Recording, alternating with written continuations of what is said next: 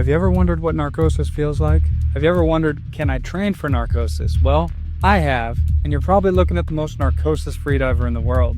And when I'm done telling you my story, I think you might agree with me. Hello everyone, my name's Tory. I'm a professional freediver, deepest human in the Western Hemisphere, for now. And I'd like to talk to you about narcosis. Specifically, my narcosis. Imagine this. You go to 120 meters, diving down. That's almost 400 feet. And the last thing you remember is the bottom turn. You don't remember the entire way up.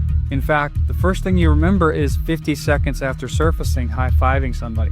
So how do you train a person that you're not in control of? That's something I had to deal with, and that's something I had to learn. Usually after 60 meters and 70 meters on the descent, I can actually feel it starting to creep in. That's just because I've become very familiar with the feeling. But the real extent of narcosis, the entire atmosphere of it, doesn't happen until the bottom turn, either on a deep hang or regular target dive. That is where narcosis lives. This is where the entire memory blackout happens, or the fuzzy feelings, or the auditory or visual hallucinations start. What's interesting is that my memory blackouts would only happen on target dives, and the auditory and visual hallucinations only seem to happen on the deeper hangs. I think this has something to do with energy expenditure. Yes, I was able to control somebody I had no memory of being just by doing very intense visualizations the day before. I know this because I would lay Easter eggs for myself the day before during the visualization, for the next day during the dive, and these were things that I don't normally do. Like I would fist pump towards the safety when I see them, pick me up at about 20 or 30 meters, or I would do this at the dive eye. And these aren't things I would normally do during a dive, but I would lay these Easter eggs as proof that it was working, and that's when I started to believe in it more and more. So